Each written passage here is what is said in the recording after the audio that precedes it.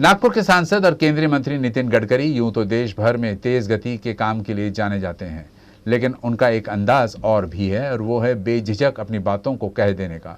गडकरी अपने भाषणों में मजाकिया लहजे में कई ऐसे बातें कह देते हैं जो सच होती है, मगर राजनेता सार्वजनिक मंच से उन्हें कहने से बचते हैं।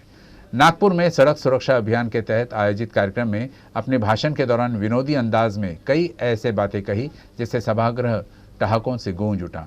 देखिए नितिन गडकरी ने अपने भाषण में विनोदी अंदाज और खास नागपुरी लहजे में क्या क्या कहा। मैं आपसे अनुरोध करूंगा कि ये जो चीज है इसको सीरियसली लो, और सीरियसली ये आसमानी संकट और नहीं है, ये हमारे कारण संकट है। ये बेवड़ा छाप लोग पीकर जब गाड़ियां चलाते हैं, एक्सीडेंट करते हैं, खुद भी मरते हैं और दूसरे को मारते हैं। यानी हम लोगों को रोकना होगा, लोगों को बताना होगा, सिखाना होगा, समझाना होगा, और इसलिए हर व्यक्ति कुछ ना कुछ कर सकता है। हमारे देश में, वर्ल्ड में ऐसा देश है कि सबसे आसानी से ड्राइविंग लाइसेंस मिलता था और एक आदमी 4-4 लाइसेंस लेते थे। हमारे आरटीओ के अधिकारियों की क्षमा मांगकर बताऊंगा कि देवेंद्र फडणवीस ने नागपुर आरटीओ से मुख्यमंत्री के नाम से ड्राइविंग लाइसेंस लाकर दे दिया था। हाँ, विलासराव देशमुख के नाम से लाइसेंस लाया उसने। यानी वहाँ गांधीवादी थे सब, दिशा पैसे मिले हमारा ठप्पा इसका और क्या नहीं, कोई गांधी जी का फोटो दिखा के मारो ठप्पा। तो मुझे ऐसा गांधीवादी थे, मजाक में कह रहा हूँ। तो अब मैंने उसको नियम बनाया, अभी ड्राइविंग लाइसेंस ऐसा नहीं हो सकता। अब तो आप इंटरनेट पर भी अप्लाई कर सकते हैं और अभी मोबाइल पे आपके कागज हो सकते हैं। अभी आपने रोका किसी ने तो मोबाइल पर हमने एक सेफ डिपॉजिट वॉल्ट खोला हुआ है, उस पर जाइए, आपके कागजात दिखा दीजिए। और ये बिल्कुल एक प्रथा जो है, इसमें हमको गंभीरता से लेनी चाहिए। मैं किसी के ऊपर टीका टिप्पणी करने के लिए नहीं कह रहा हूँ। और अब मैंने तय किया कि एक आदमी के चलो आधार के साथ जोड़ दिया, अब कोई ड्राइविंग लाइसेंस 4 आए। ध्यान में, मुझे कहते हुए भी शर्म आती है, देश में 30% लाइसेंस बोगस निकले हैं और मैंने सबका लाइसेंस अब कैंसिल करने के लिए बोले, क्योंकि लोग सीरियस नहीं है। यूएफओ करके कंपनी है, उन्होंने हमको फ्री ऑफ चार्ज डोनेशन में खासदार सांस्कृतिक महोत्सव को दिया और हमने डोनेशन में ये नागपुर महानगर पालिका को दिया है।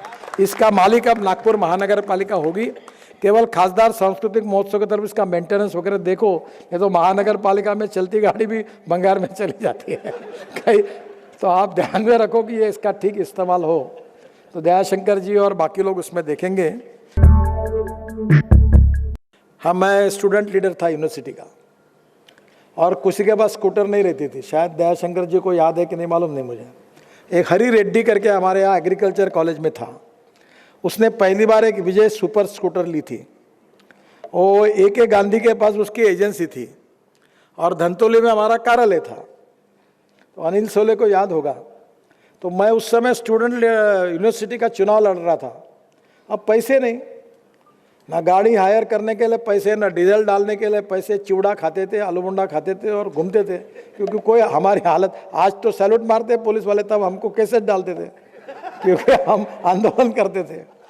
तो मुझे याद है कि वो स्कूटर पर मैं सामने बैठता था और 3 लोग पीछे बैठते थे और जो चौथा स्टेपनी पे बैठता था उसको ए साले वो नंबर प्लेट पे हाथ रख तू बराबर। और सर को पता होगा, वैरायटी चौक से गाड़ी झूं करके पुलिस वाला शिट्टी मारता था, पर उसका पीछे में हाथ रखता था तो गाड़ी चली, तो उसका नंबर नोटिंग नहीं होता। तो हमारे बच्चों को free of charge air condition में बैठकर ये सब देखने की सुविधा इतने बड़े स्क्रीन पर। अब जब आज आप देखोगे कि वो स्क्रीन पर देखने का आनंद क्या है, और ये फुकट में नहीं देंगे, पर क्योंकि फुकट में दे सकते हैं, पर फुकट में देने के बाद लोगों का उसका महत्व नहीं होता। तो मैं कहा 1 रुपये तो भी लो, लोगों से कुछ ना कुछ लेंगे, 1 रुपये लेंगे, लगे तो उसके बाद उसको 1 रुपये में चाय भी देंगे ऊपर में, पर फुकट में नहीं। फुकट में देने से लोगों को लगता है कि गडकरी के पास बहुत हराम का माल है, इसलिए लुटा रहा है, सारे अपन भी ले लो। ये मैंने बीजेपी में देखा है।